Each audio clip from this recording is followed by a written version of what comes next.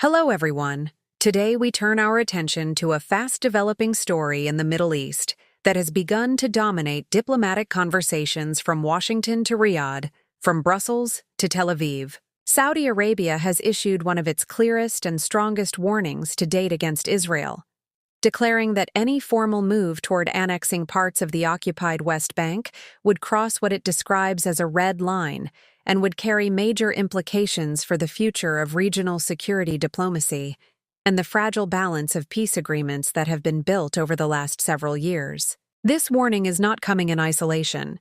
It arrives at a moment when Israeli Prime Minister Benjamin Netanyahu is under tremendous pressure at home from his far-right coalition partners, who are demanding the formal annexation of Area C, the largest section of the West Bank under full Israeli control since the Oslo Accords. It also comes as the United Nations General Assembly prepares for a landmark session where the question of Palestinian statehood is expected to take center stage.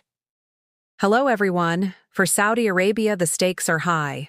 In the past decade, the kingdom has played a careful balancing act, strengthening ties with the United States, cautiously exploring opportunities for normalization with Israel under the framework of the Abraham Accords, while also keeping itself aligned with Arab League positions on Palestinian rights. By publicly declaring annexation as a red line, Saudi Arabia is effectively sending a signal to both Washington and Jerusalem that any such action could not only derail diplomatic engagement, but could also destabilize a region already reeling from years of conflict mistrust and competing nationalisms. Officials in Riyadh, speaking to international media outlets, have hinted that if Israel proceeds with annexation, Saudi Arabia may suspend all normalization talks, reduce security cooperation, and take its case directly to international forums, including the UN and the International Court of Justice. Hello, everyone. Meanwhile, inside Israel, Prime Minister Netanyahu faces a political dilemma.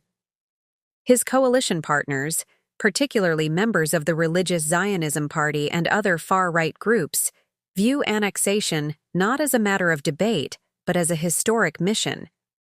They argue that decades of Jewish settlement in Area C must be solidified under Israeli sovereignty, and that international objections should not deter what they see as a biblical and national obligation. Yet Netanyahu is also aware of the cost of isolation.